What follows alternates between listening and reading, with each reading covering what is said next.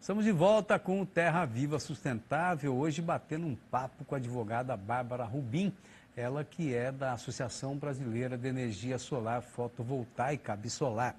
Ô Bárbara, você estava contando para a gente aí das várias modalidades de uso da energia solar, né? Então você deu o exemplo aí dessa, como é que chama mesmo? Geração compartilhada. Geração compartilhada.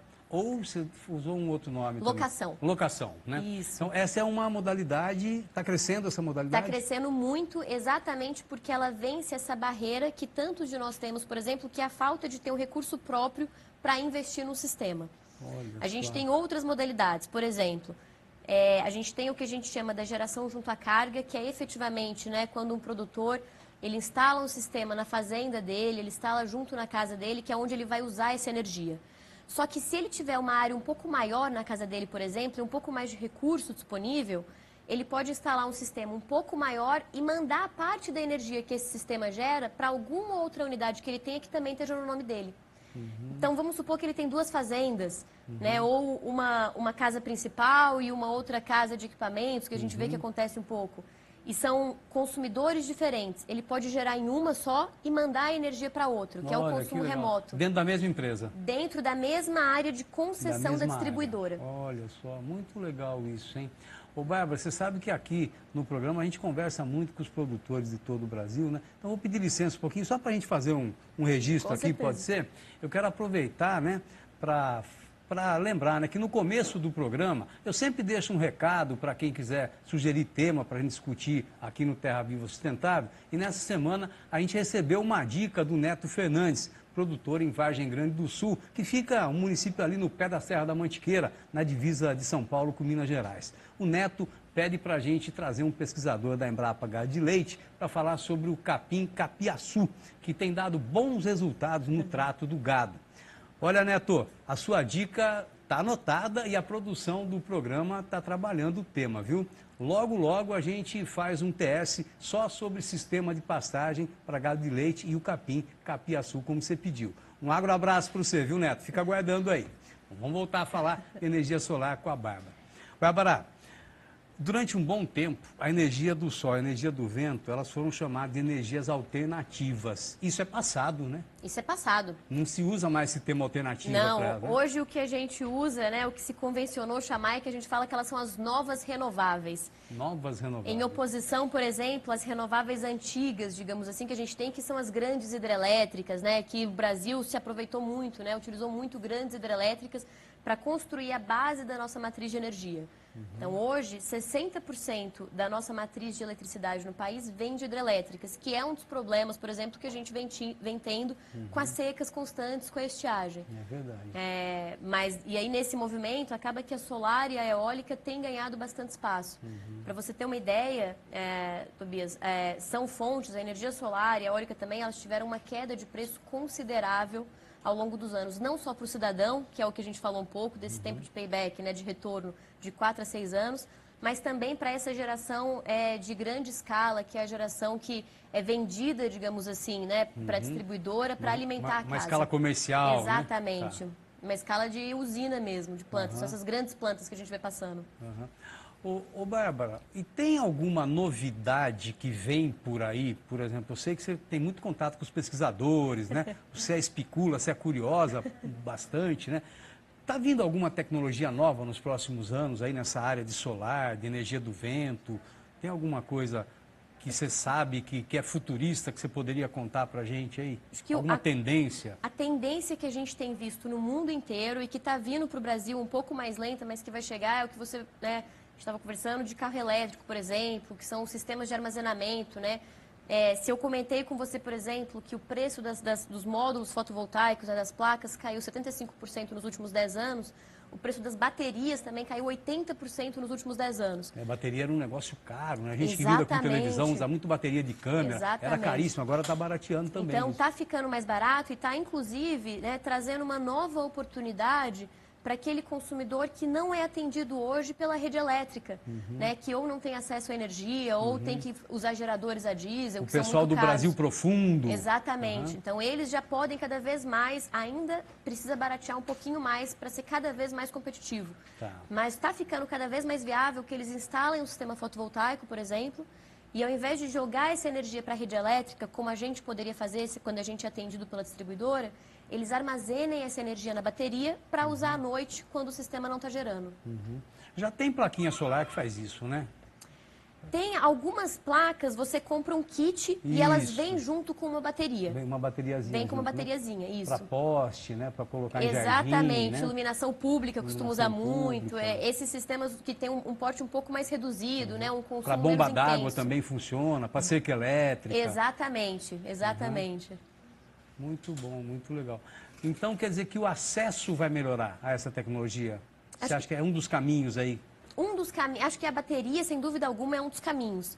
Mas em termos da tecnologia solar fotovoltaica, assim, sem dúvida alguma, Tobias, assim, agora é o melhor momento que a gente tem para o cidadão, para o consumidor, para o produtor investir. Por que agora é o momento? Porque a gente né? A gente tem uma alta de tarifas muito grande, como a gente comentou. Então, gente, 500% em 6 anos. Assim, é absurdo a quantidade de aumento. Coisa de que a nossa... Brasil, né? Exatamente. Uma das tarifas de energia mais caras do mundo é a do Brasil, por sinal. A gente tem, então... Está complicando agora com essa crise do diesel, né? Exatamente. A refinaria de Paulínia com problema para produzir diesel, não está produzindo. O abastecimento dólar vai ficar cada caro, os vez mais importadores de difícil. diesel não querem importar. Vamos ter que discutir essa questão do diesel aí logo, logo. Com certeza. E a energia solar fotovoltaica, ela pode ser uma alternativa para isso. Junto aí, a gente tem que fazer um sistema híbrido, que a gente chama, né? Usar algumas outras fontes, colocar uma bateria. Mas então, o preço das tarifas de energia está muito alto. A gente já teve uma queda muito grande do preço do equipamento. Então, vai continuar caindo? Vai continuar caindo um pouco, mas acho que a queda principal que a gente tinha que ver, ela já aconteceu. E, além disso, a gente tem hoje um momento da regulamentação para o consumidor que quer gerar a própria energia dele, que é muito benéfico.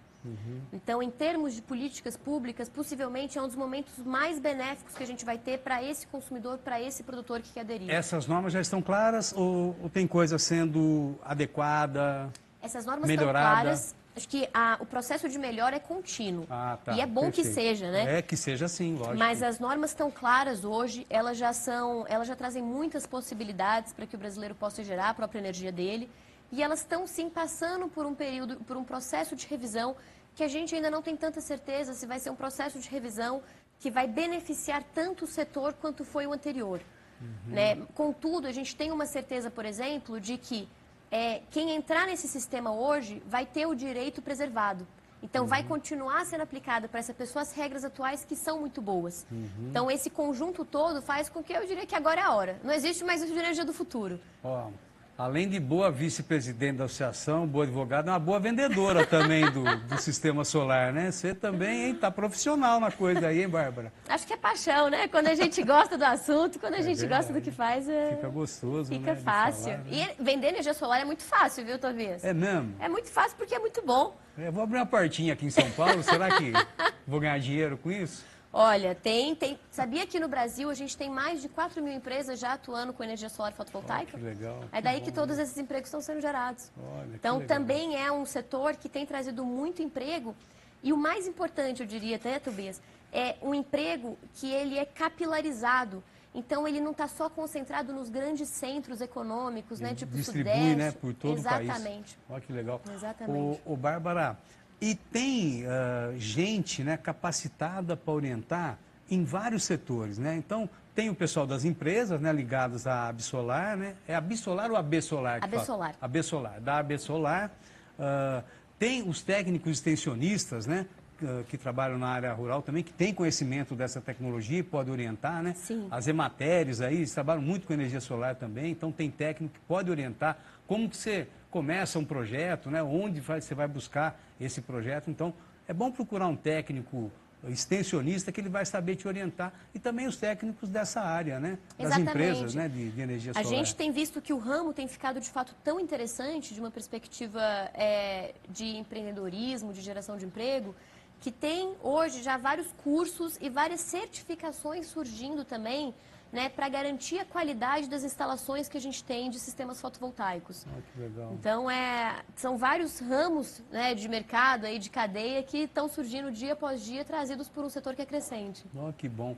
Ô, Bárbara, e a energia do vento também está crescendo bastante, né? Está crescendo muito. A energia do vento e a energia solar, elas têm algumas características que são diferentes. Elas são muito importantes porque, no geral, elas também são complementares. Tende a ventar mais à noite, por exemplo, né? E no sol a gente está produzindo durante o dia. Ainda não tem sol de noite aqui no Brasil, Ainda não, né? Mas quem sabe, né? Com essas mudanças que estão acontecendo aí... Assina um decreto, começa a ter sol de noite aqui no país. Tudo é possível aqui, né? Vai saber. Então, a energia eólica, ela tem crescido muito, só que ela tem crescido muito, sobretudo nessa geração centralizada, que são os grandes parques que abastecem a rede. A energia solar está crescendo de uma forma um pouco mais devagar, né, porque a gente precisa que o governo, nessa forma de geração que vai para a rede, quem contrata é o governo. Então, a gente precisa que o governo crie oportunidades para contratar, né, que o governo coloque a energia solar em leilões para o setor, leilões para a fonte. É uma demanda muito forte que a gente tem. Tem tido esses leilões a gente teve um último leilão que aconteceu esse ano, em que houve a energia solar fotovoltaica. Contudo, a gente vai ter um leilão acontecendo agora, por esses dias, né? Então, assim, ainda nesse segundo semestre de 2018, em que o governo, por exemplo, não incluiu a energia solar fotovoltaica, infelizmente. Então, enquanto a eólica tem esse foco que, no geral, é mais centralizado, a solar, ela é polivalente, né? Ela é multitask. Ela pode ir tanto para o centralizado, quanto para os telhados, aí, distribuída mesmo pelo Brasil afora e Brasil adentro. Que legal. Muito bom, muito bom saber isso aí. Voltando a falar da associação, tem alguma campanha que a associação está trabalhando no momento? A gente trabalha muito, a gente tem frentes de trabalho, né? Mais do que campanhas propriamente dita. Então, a gente tem 3 frentes de trabalho principais que a gente trabalha com o público, né? Com os setores de comunicação, também meios de comunicação e com o próprio governo. Então, uma linha de trabalho voltada para a geração centralizada, que são os parques, uma linha de trabalho voltada para a geração distribuída, então, né, esses pequenos sistemas instalados, e uma linha de trabalho voltada para a cadeia produtiva, que é exatamente para a gente desenvolver mais a indústria nacional. O Brasil é um dos países do mundo que tem, né, um dos melhores recursos solares e uma das maiores reservas de silício do mundo. O silício é uma das matérias-primas principais para a gente fazer os módulos, né, as placas fotovoltaicas. E pensa que a gente não enriquece esse silício aqui, a gente não trata ele aqui, né? A gente importa essa célula com o silício enriquecido para montar o módulo aqui. E é difícil a gente trabalhar ele aqui? É difícil a gente trazer essa tecnologia para cá? Trazer a tecnologia para cá não é o problema. Não é tanto o problema. A questão é exatamente que a gente precisa ter uma demanda maior para esse tipo de produto para que seja viável a gente trazer essa cadeia de produção completa, né, das placas aqui para o país. Aí vai ficar mais barato ainda. Aí vai ficar mais barato ainda, com certeza. Olha que legal.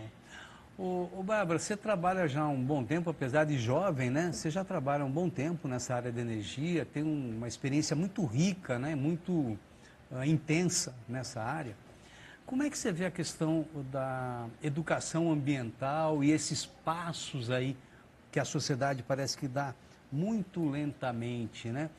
Nós estamos em 2018, no século 21, e a gente ainda precisa ensinar marmanjo de 30, 40 anos a jogar o lixo dele no cesto de lixo, né? Como é que você está vendo essa questão da educação ambiental no Brasil, o jeito que é o nosso povo, o jeito que são as nossas políticas públicas? O povo brasileiro ele tem uma característica muito interessante, porque apesar de todas essas dificuldades, apesar da falta de uma política pública adequada para a educação ambiental, é um dos povos mais preocupados ambientalmente que a gente tem no mundo. Mas você é suspeita para falar isso, porque você é de Londrina, fica do lado de Curitiba, e Curitiba é a cidade mais ecológica do planeta, né? Mas acho que acho que gosto muito de Curitiba também, por sinal, uma cidade boa, que foi exemplo na mobilidade sustentável, né, com a criação do BRT lá. Exportamos isso para o mundo, né? E agora a gente tem que exportar outras coisas também sustentáveis. E lá em Curitiba tem educação ambiental desde os pititinhos, exatamente. Né? Então, uma área que a gente ainda precisa trabalhar. Mas aí, para puxar um pouco de sardinha para o meu lado também, que sou do sol, né? Que sou solar, a gente tem alguns cases super interessantes, Tobias, que são de escolas públicas e privadas que colocaram energia solar nos seus telhados, nas suas áreas. E aí, tem 2 cases que eu acho sensacionais. Um é de uma escola... Case é um jeito americanizado de falar caso, né? Hã? Tem 2 projetos que eu acho super sensacionais, que um fica numa escola de Uberlândia e o outro numa escola de São Paulo, capital.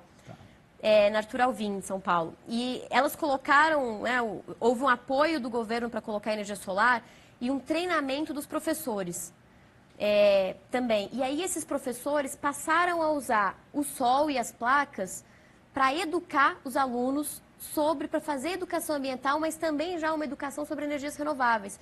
Então, por exemplo... Então, a criançada está vendo ali na escola como que isso funciona. Está vendo como funciona, mas aí essa escola recebe desconto na conta de luz dela porque ela gera a própria energia, né? Então, ela recebe o crédito. O professor leva para a sala de aula essa conta para ensinar o aluno a fazer adição e subtração. Né? Então, ensina matemática ali com a conta de luz também. Exatamente. Então, pega o mapa do Brasil e quando vai falar das regiões, já fala sobre o potencial de radiação, de energia renovável que a gente tem em cada uma. Tem uma interseção muito legal para isso e a gente tem visto alguns projetos acontecendo. Só que, de novo, né, somente no estado de São Paulo a gente tem mais de 5.000 escolas públicas. Imagina se a gente tivesse um programa consistente de governo, não só aqui, mas em todos os estados, para essas escolas terem energia solar. Poxa vida. Ia ser uma transformação enorme. Então aí, ó, você que é pai, né, que está integrado com a escola do seu filho, que participa da escola do seu filho, né, leva essa ideia lá para a escola, né? Que tal colocar uns painéis, né, de painel fotovoltaico para ter energia solar na escola? E isso aí vai trazer uma série de benefícios, uma série de exercícios também que a criançada e a própria escola vai ser beneficiada. Muito bom. Ô, Bárbara, vamos deixar o endereço aí da internet, da associação, para quem quiser dar uma passeada lá, né? Vamos colocar aí no rodapé. Como é que é o endereço lá? Com certeza, é www.absolar.org.br. Eu aproveito e já faço um convite também para todo mundo que tiver interesse. A associação está de portas abertas para receber empresas que queiram atuar nesse segmento, consumidores que tenham dúvidas, produtores também. A gente já falou, o campo tem uma sinergia enorme, né? O campo já se vale tanto do sol para a produção, por que não para a produção também de energia e para levar essa energia até para as cidades. Fica o convite para todo mundo que quiser conhecer um pouco mais do nosso trabalho, a nossa associação, a gente está de portas abertas. Muito bom. Então tá aí, gente, ó, a Bárbara Rubim, londrinense de nascimento, mineira de criação e recriada em São Paulo? Recriada em São Paulo. Muito bom, cidadã do mundo, né? Com certeza. Viajou bastante também, né? O Bárbara, eu queria uma frase sua aí para o nosso produtor, em cima de toda a sua vivência, da sua experiência com energia solar. Gostaria que você deixasse um recado aí, amarrando essa nossa conversa. Acho que o recado principal que eu posso deixar depois de toda essa conversa que a gente teve é que é para esse produtor que está pensando, né, que quer de fato, seja investir numa sustentabilidade como um diferencial para o produto dele, seja investir numa solução de economia para ele, para que ele procure realmente se informar sobre as possibilidades de energia solar fotovoltaica. Hoje a fonte já está viável, o preço do equipamento caiu muito, o tempo de retorno é um investimento maravilhoso, é um investimento muito bom. E, sem dúvida alguma, a gente vai conseguir encontrar alguma forma de atender esse produtor, ainda que ele não tenha, por exemplo, um capital próprio, como a gente comentou. Então, a energia solar não é uma coisa do futuro, ela é uma coisa do presente. Ela já está acontecendo e a gente tem que cada vez mais levar isso para o dia a dia. E o campo, né, que já exporta tanta coisa para as cidades, tem que cada vez mais passar também, por exemplo, a gerar energia e ajudar, né, não só a se abastecer, mas também a abastecer as cidades. Muito bom. Doutora Bárbara, brigadão pela visita. Sempre que você quiser, vem aqui conversar com a gente. Com certeza, eu que agradeço. Foi um prazer estar aqui com vocês. Qualquer coisa, estamos aí. É isso aí. Um abraço para você e para toda a equipe lá da Absolar, viu? Obrigada, Tobias. Obrigado, você. Bom, gente, vamos para o intervalo. No próximo bloco, a gente vai trazer uma